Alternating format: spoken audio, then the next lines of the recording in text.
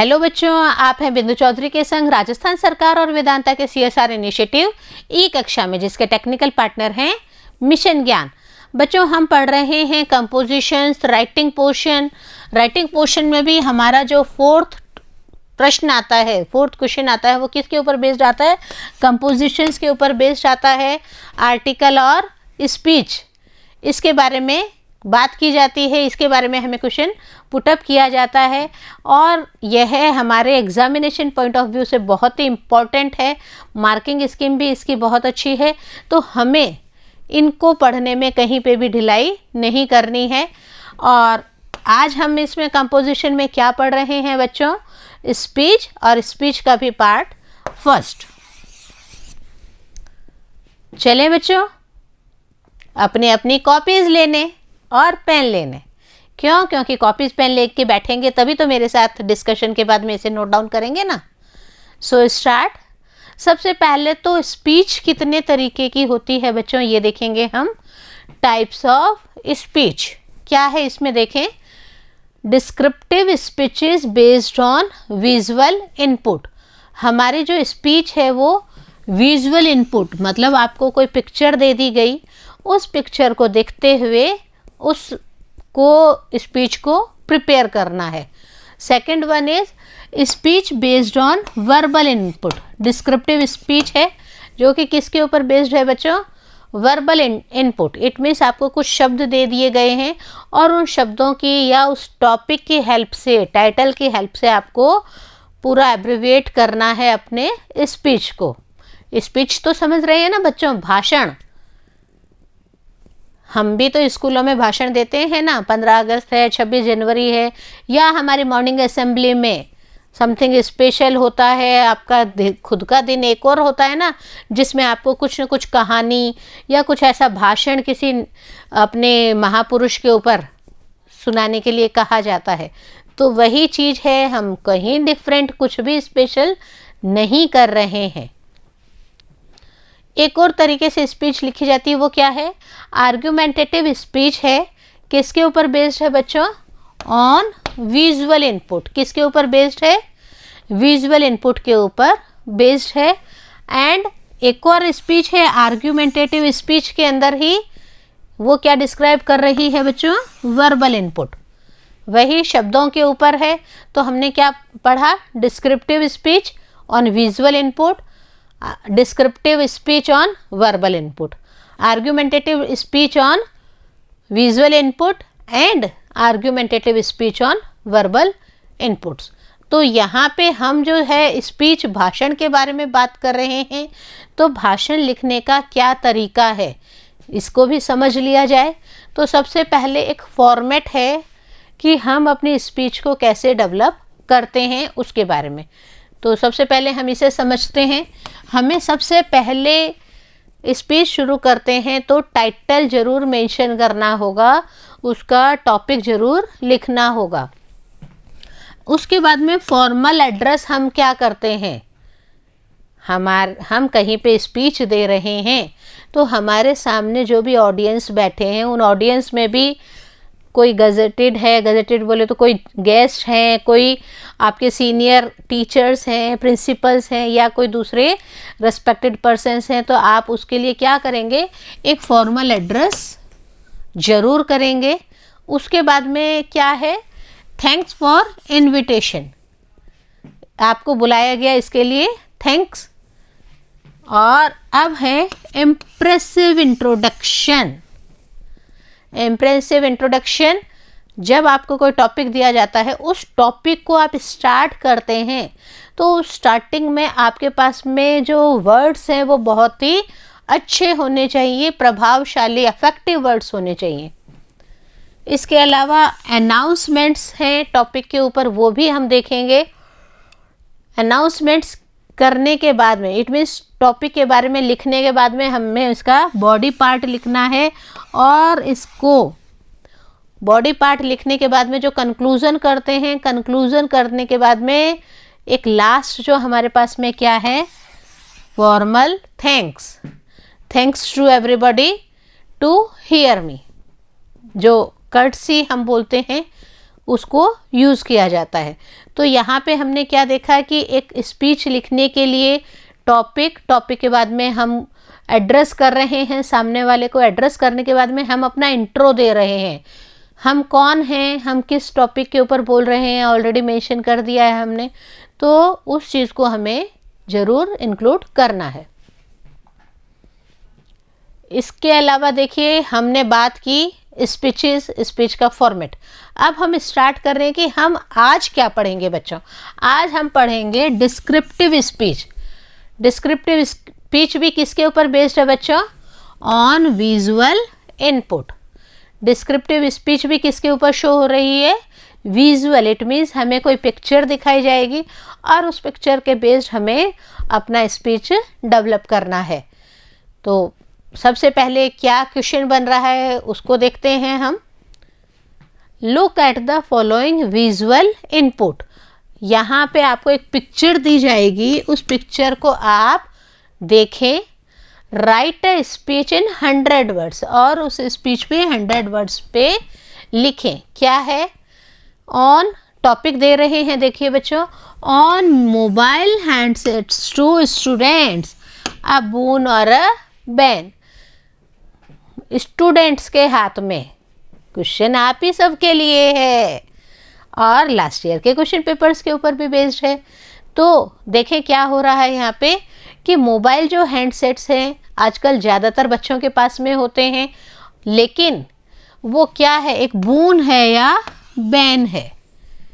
उन्हें कंटिन्यू बच्चों के पास रखना चाहिए या नहीं रखना चाहिए, वो उनके लिए फ़ायदेमंद है या नुकसानदायक है। टॉपिक, सबसे बड़ी बात है आपको टॉपिक क्लियर होना चाहिए। जब टॉपिक क्लियर हो जाता है तो हम क्या देखते हैं कि अच्छा विजुअल इनपुट बोला है, विजुअल इनपुट बोला है तो हमें एक पिक्चर भी डेवलप करके दी गई है। पिक्चर में क्या शो हो रहा है बच्चों?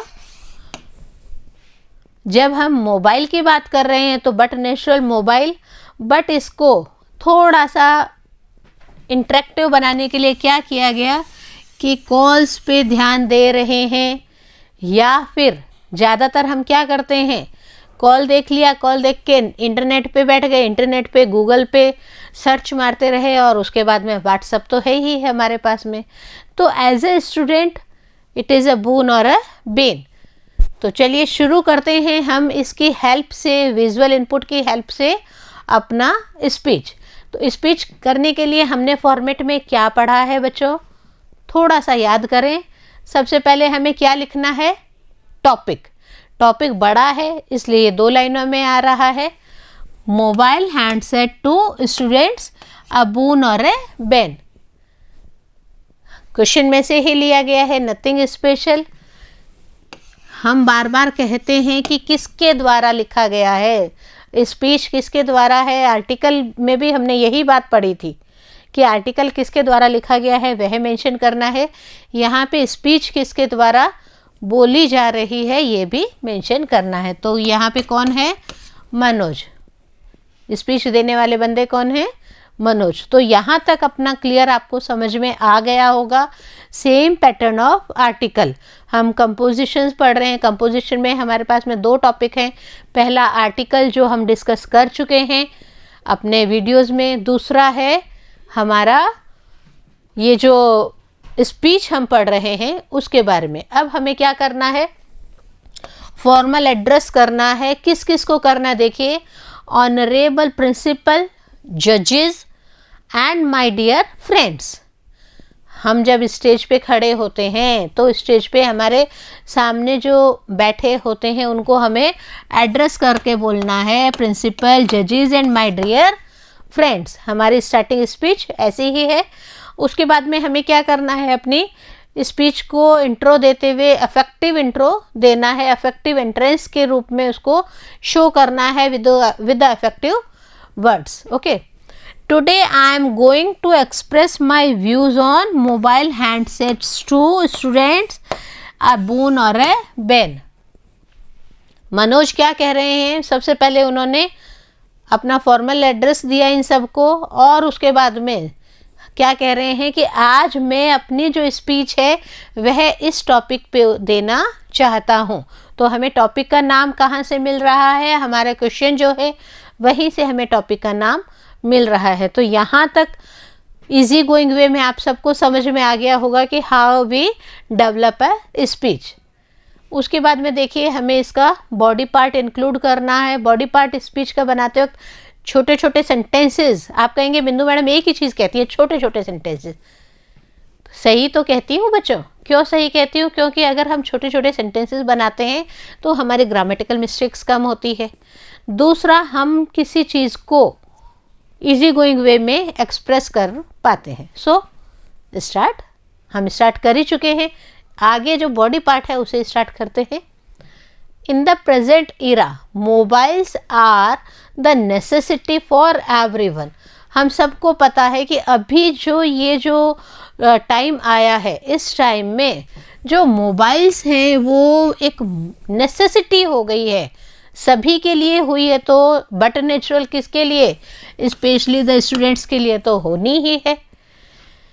Will be in touch with their parents. क्यों है स्टूडेंट्स के लिए? देखिए, तो आप देखिए यहाँ पे जो नेसेसिटी है वो सभी के लिए है, स्पेशली टू स्टूडेंट्स।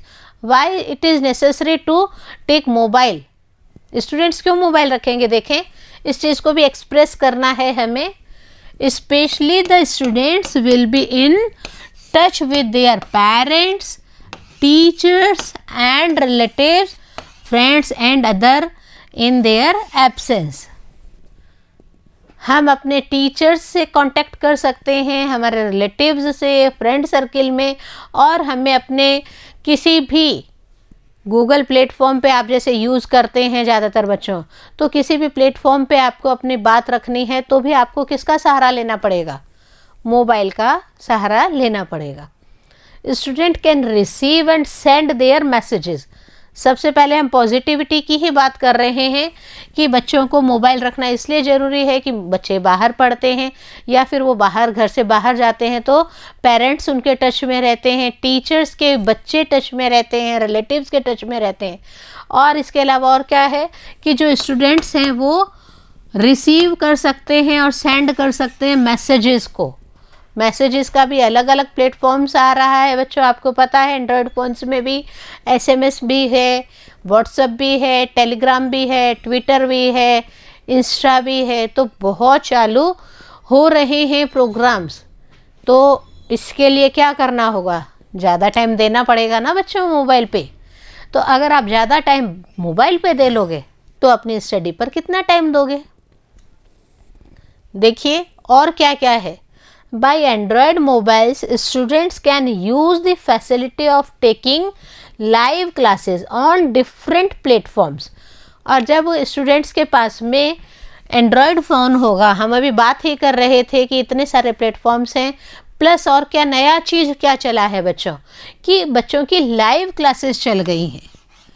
तो ये सबसे बड़ी फैसिलिटी हमें मोबाइल फ़ोन्स ने दी है। तो हम अपने मोबाइल हैंडसेट के द्वारा लाइव क्लासेस भी ले सकते हैं। इसके लिए अलग अलग प्लेटफॉर्म्स हैं, Zoom, Webex, Google Meet, XYZ, बहुत सारी प्लेटफॉर्म्स हैं जिन पे बच्चों की लाइव क्लासेस चलती हैं। And video conferencing. देखिए सबसे बड़ी बात क्या है, आजकल हमें टीचर से कुछ पूछना है, कुछ चीज़ नहीं समझ में आ रही है, या अपने पेरेंट्स से बात करनी है, parents are distanced from the student, तो क्या होगा, पेरेंट्स भी तसल्ली कर लेते हैं, हाँ भाई वीडियो कॉन्फ्रेंसिंग कर ली है, हमारा बच्चा सही है। और मेनली जब हम बच्चों के पर्पज़ से देखते हैं तो बच्चे क्या करते हैं, अपने टीचर से, लेक्चरर से वीडियो कॉन्फ्रेंसिंग के माध्यम से जुड़े हुए रहते हैं। By internet connection students can see there. देखिए मैंने बार बार क्या बात की, जब हम एंड्रॉयड फ़ोन की बात करते हैं तो इंटरनेट कनेक्शन की बात हम भूल ही नहीं सकते हैं, ये हमारा प्रायोरिटी हो गया है। तो by internet connection students can see their results. Students क्या करेंगे, जैसे ही एग्ज़ाम आता है, आजकल एग्ज़ाम के रिजल्ट्स किस में आते हैं बच्चों, न्यूज़पेपर्स में। पुरानी बात है, आजकल एग्ज़ाम्स के रिज़ल्ट न्यूज़पेपर्स में नहीं आते हैं। आजकल एग्ज़ाम्स के रिज़ल्ट्स इंटरनेट पे हमें देखने पड़ते हैं। तो एग्ज़ाम के रिज़ल्ट्स हैं एंड इम्पोर्टेंट सब्जेक्ट मैटर्स हैं, जिसके ऊपर वो काउंसलिंग कर सकते हैं या और भी कई कार्य वो इंटरनेट की हेल्प से कर सकते हैं। सो पॉजिटिव काम भी अगर करते हैं तो बहुत ही अच्छी बात है। अब देखिए, ये पहले पॉजिटिव पक्ष रख दिया गया है, बून क्यों है ये रख दिया गया है, और अब बैन क्यों किया जाए, उन पे रोक क्यों लगाई जानी चाहिए। देख, इसको डेवलप किया है, किसने डेवलप किया है, कौन स्पीच बोल रहे हैं यहाँ पे बच्चों, मनोज स्पीच बोल रहे हैं। ओके, अब mobile handset can be a ban also, mobile handset को बैन भी कर दिया जाना चाहिए। क्यों बैन कर दिया जाना चाहिए? It's raise can cause diseases, जो मोबाइल्स हैं इनकी जो रेज हैं वो बहुत ही खतरनाक होती हैं, डेंजरस हो जाती हैं, और इनकी वजह से बहुत सारी डिजीजेज भी डेवलप हो रही हैं। Students attention specially diverted by mobiles, students का जो अटेंशन है वो मोबाइल्स के द्वारा बहुत ही ज़्यादा डाइवर्ट हो रहा है।